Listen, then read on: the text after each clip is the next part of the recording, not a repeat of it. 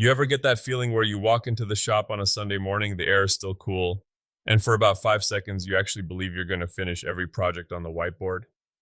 It's a beautiful, delusional moment of peace before the reality of a dull chisel or a blown fuse hits you. Oh, I know that feeling. It's the Sunday morning hero phase. It usually lasts right up until you realize you're out of the one specific screw size you need, and the hardware store closes in 20 minutes. Precisely. It's the hope that kills you. But hey, it's May 3rd, 2026, and the world of making things is moving so fast, I'm starting to feel like a handsaw in a laser cutting factory. We've got a lot to chew on today, from GPS for welding to why mid-sized contractors are feeling the squeeze. And we have to talk about that Etsy data. Apparently, if you're not using the right keywords, your beautiful reclaimed oak side table might as well be invisible. But first, let's talk about this high-tech welding stuff. You saw this InduSuite news? I did. Octopus steps. Now, look, I'm a guy who learned to weld by peering through a cracked lens and hoping for the best, but this is something else. It's basically a digital roadmap that validates your welds in real time. Validate? Like tells you if you're actually doing a good job or just making bird poop beads? A bit more sophisticated than that. It's for complex assemblies. Imagine you've got a blueprint with 40 different weld points. Usually you're flipping pages, checking angles, scratching your head. This software acts like a spotter. It ensures the sequence is perfect. It's essentially dummy-proofing the path of the torch so the structural integrity is guaranteed. I feel like you're personifying the tech because you're jealous you didn't have it 20 years ago. Listen, if I had a digital guide back when I was building those trailer chassis in 2008, I wouldn't have spent 3 days grinding out mistakes that looked like I'd let a caffeinated squirrel loose with a MIG gun. It's about scale too. Winnebago Manufacturing is adding 10 new welding cells. 10! That's not a maybe, that's a domestic manufacturing is screaming right now. It's not just the welding, though. TrumpF is coming out with this automated sorting system. It actually picks the parts out of the skeleton of the metal sheet. That's the dream. Anyone who's ever spent 4 hours hunched over a laser table, shaking parts loose from a sheet of 11-gauge steel until their teeth rattle, knows that's the worst part of the job. It's the purgatory of fabrication. You're not creating, you're just a glorified sorter.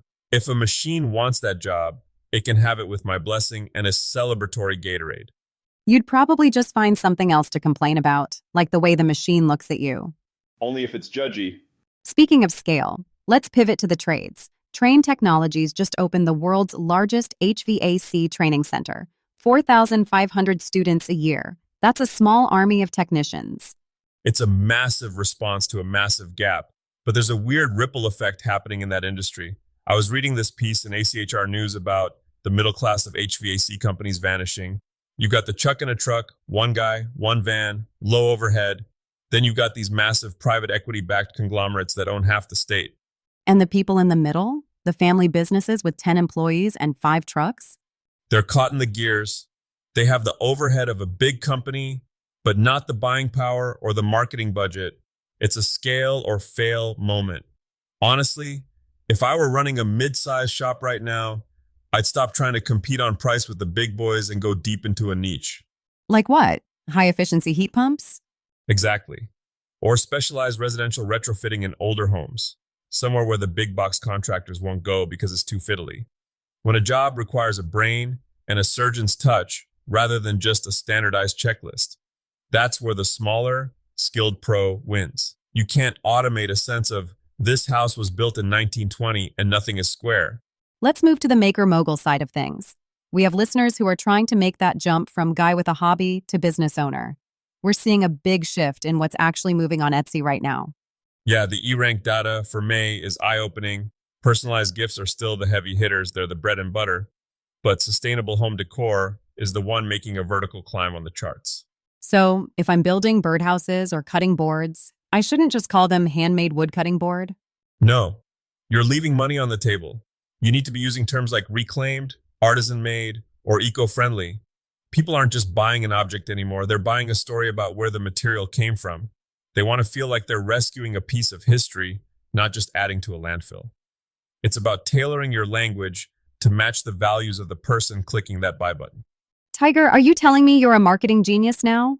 You, the man who still uses a flip phone for emergencies? Hey, even a broken clock is right twice a day. Besides, I've seen enough guys build incredible furniture that sits in their garage for 2 years because they titled the listing Brown Table Number 4. You have to speak the language of the algorithm if you want to eat.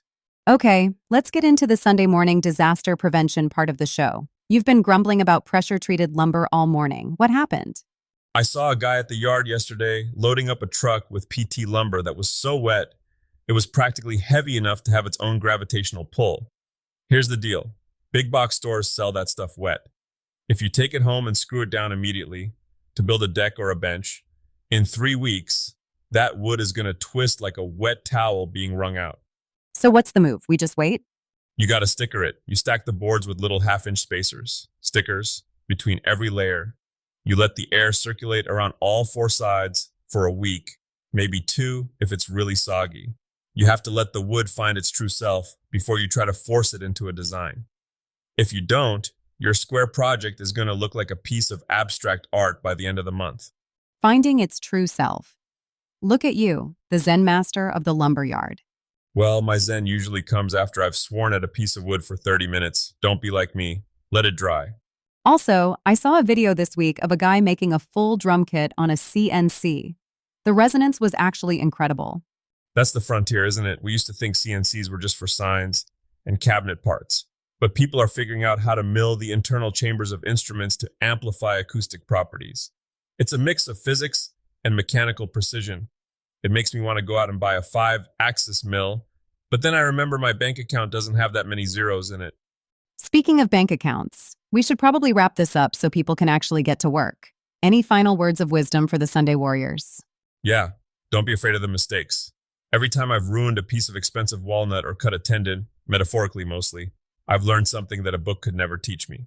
There's a certain kind of knowledge that only comes from the oops moment. So if you screw up today, just remember, you're not failing. You're just getting a very expensive, very specific education. That's a wrap for the TigerDen Daily. We've got links to the InduSuite software, the HVAC report, and those Etsy keyword tips in the show notes.